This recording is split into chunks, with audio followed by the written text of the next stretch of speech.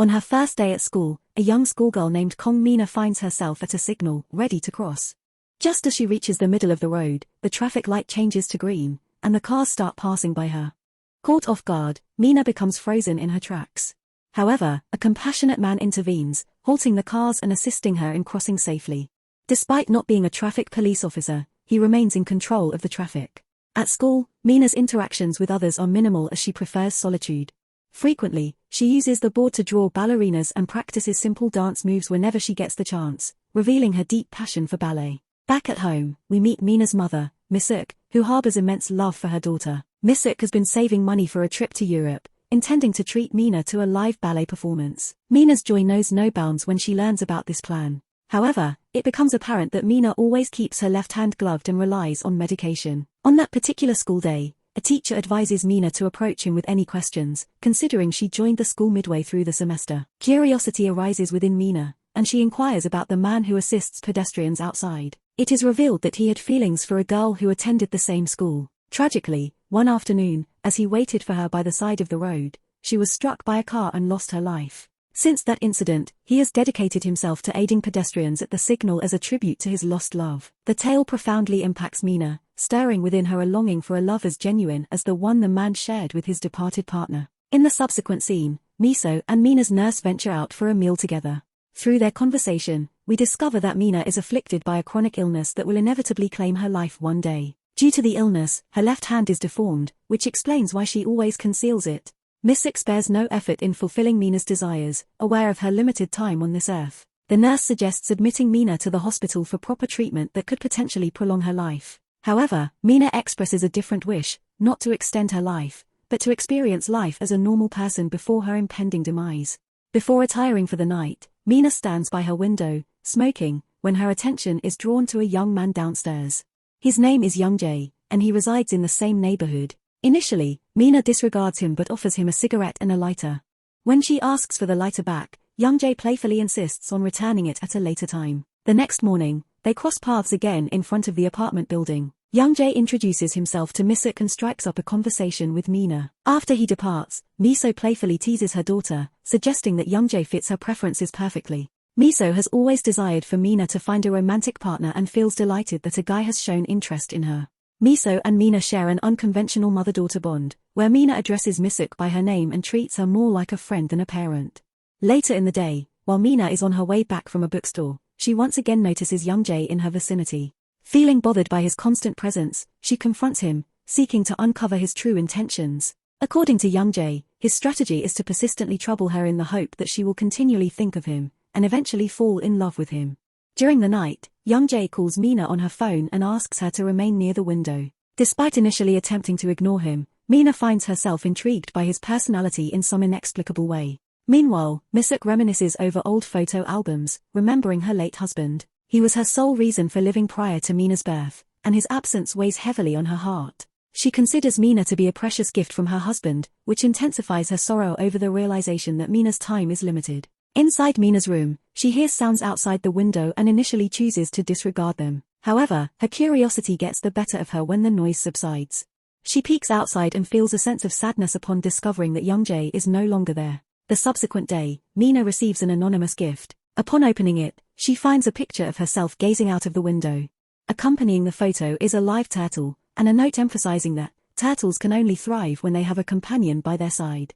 As darkness falls, Young-jae once again appears beneath her window, tossing pebbles in an attempt to capture her attention. However, Mina remains out of sight since she is actually at the shopping mall with her mother, preventing her from meeting Young-jae. While there, she observes a pregnant couple and fixates on them intently.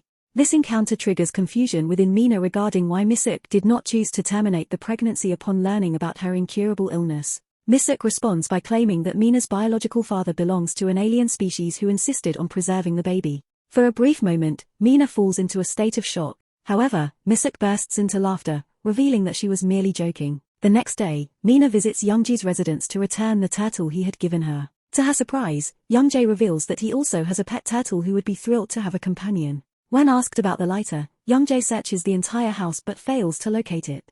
Recognizing Mina's annoyance, he offers her a temporary lighter to use until he finds the original one. Mina discovers that Young-jae is a photographer, evident from the framed pictures adorning his apartment.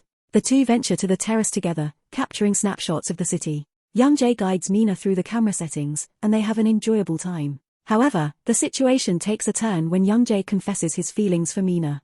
Uncomfortable with the revelation, Mina excuses herself without providing an answer. Yet, we later witness her secretly observing Young-jae from her window, indicating her genuine interest in him. In the subsequent scene, Mina and Mi-sook head to the cinema to divert their thoughts. Mi-sook playfully discusses Young-jae and encourages Mina to give him a chance. Later, as Mina makes her way to a restaurant, she unexpectedly encounters Young-jae once more. He presents her with an umbrella in anticipation of the upcoming rain. Mina meets her nurse at the restaurant and inquires about her experiences with love. The nurse and Mina also share a deep friendship and maintain a close bond. When asked about her own love life, the nurse reveals that she has had many men pursue her and eagerly inquires if Mina has someone she likes. After contemplating for a moment, Mina admits that she is uncertain. The nurse advises her to always trust her instincts when it comes to matters of the heart. Taking the nurse's advice to heart, Mina musters the courage to call Young-jae the following day. She invites him to lunch, but Young-jae misinterprets her intentions, assuming she is implying something more intimate. Once they realize the misunderstanding, Mina teases him and playfully labels him as a pervert. They opt for an ice cream outing and thoroughly enjoy their time together.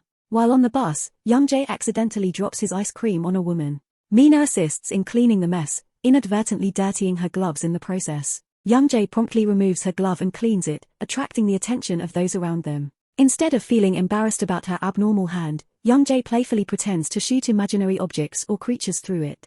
This gesture brings Mina immense joy, as Young-jae treats her like any other person and never makes her feel like a burden. Later that night, they venture out together to walk their turtles.